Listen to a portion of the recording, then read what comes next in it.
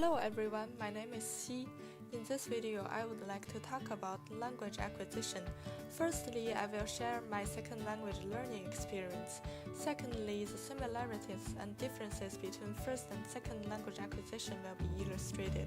Thirdly, I will talk about factors that affected my second language learning. Last but not the least, I will classify the pedagogies that I would like to use to help my students in the future. The first time I knew about English is at my age of 6. At that time, a group of foreigners came to our class and spoke English with us. I was very nervous and shy because I could hardly speak a word in English. I officially started to learn English at my age of 9 when I was in grade 3. At that time, my English teacher just let us repeat English words and sentences. This is a typical method of behaviorism, which was based on the view that all learning occurs through a process of imitation, practice, reinforcement, and habit formation. Therefore, we repeated after our teacher in the classroom and repeated after the tape at home. I felt very bored and my efficiency of learning English was very low. This method had been used until I went to the university. At university, I started to learn French, which is my third language. When I learned English and French together, I found I would often mix them up due to their similarities. Also, my time was limited to learn both of them well, so I focused on French and didn't learn English until I came to Canada. In Canadian L2 classroom, I realized that instructors tend to use interaction perspective. This is my experience of language learning. Now I would like to talk about the similarities and differences between first and second language acquisition. Because the time I first learned English was too far for me to remember the details, I would use French as an example. Starting with differences, I quite agree with Chomsky's theories about L1 acquisition, that children must have an innate language faculty so that they could acquire language automatically. On the contrary, L2 learning is not that easy. Besides, there is a predictable process in first language acquisition. However, this procedure of second language acquisition is not predictable. Now I would like to talk about the similarities. From my perspective, there are two similarities.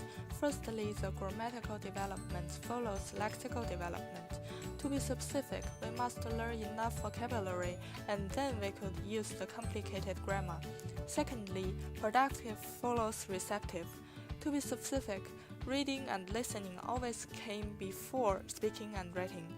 After talking about the differences and similarities, let's move to the third part of this video, which is the factors that affect language learning. In this part, I agree with Krashen's affective filter hypothesis.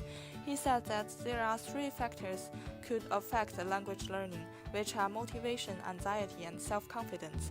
When motivation and self-confidence are high, students tend to learn more. On the contrary, if they feel very anxious, their efficiency of language learning is usually very low. For example, I used 4 years to let my French into advanced fluency level. However, I spent 13 years to let my English to reach this level. It is due to the low motivation at the beginning of English learning. Another example about anxiety is that in the French classroom, if I feel someone always speaks better than me, I feel very anxious and lost the self-confidence. Therefore, I will stop talking. After talking about the factors, I will illustrate the pedagogies that I would like to use in the future. The most recommended pedagogy is interaction perspective. It will let students learn through communication. The other effective pedagogy could be used is community language learning. In this pedagogy, students will choose the learning material by their own, which means there is no syllabus for the class. This method could improve students' motivation of learning. However, it may be time-consuming. In the future, I would like to learn more pedagogies in order to become a good teacher. To sum up, in this video I talked about my second language learning experience, similarities and differences between first and second language acquisition, factors that affect my second language learning, and last but not the least, we talked about the pedagogies I would like to use in the future. So, thank you for watching this video. Here's Xi.